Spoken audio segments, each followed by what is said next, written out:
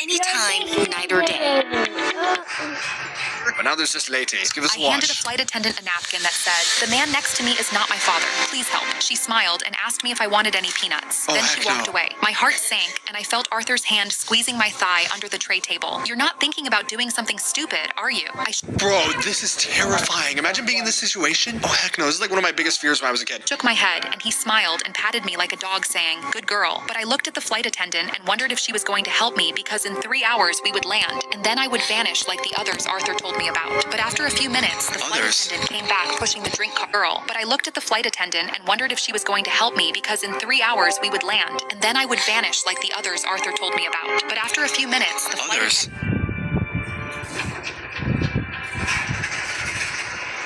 attendant came back pushing the drink cart. "Ma'am, we have a medical situation and need to move a few passengers so the crew can access the emergency equipment." Arthur's hand clamped down on my wrist. "She's not moving." The flight attendant kept her eyes on me and said, "Sir, I need to hear from her directly." But Arthur told her, "She's my daughter, and she's not right in the head. You move her and she'll have an episode." And so she bent down to fix something under my seat, and I felt her breath on my ear. "When I squeeze your hand, you run." And then she stood up and smiled at Arthur. "Let me check with my boss." But she reached toward me like she was handing me a pack of peanuts. Then her fingers closed around mine and squeezed hard. I ripped my arm free from Arthur and threw myself into the aisle, but he lunged after me and grabbed my arm. Uh-oh. "You stupid girl, you're not going anywhere." And then the flight attendant slammed into him and yelled, "Get your hands off her." But Oh my gosh, everyone is fighting this dude. Arthur shoved her into a drink cart and she hit the floor, but she yikes. yanked his leg, which sent him crashing into a row of seats. That's when 2 men grabbed him. "Federal air marshals, don't move." Arthur Oh, there's cops? Oh, this dude's wrecked. thrashed. "That's my daughter. She's That ain't your insane and daughter. off her medication. Call the police." "We are the police. TSA flagged your name. You're wanted in 3 states." Arthur looked at me desperately, what? saying, "Tell them you wanted this." But I crouched down so my face was inches from his. "I want you to rot." I handed the flight attendant. Aura! Dude, that's crazy.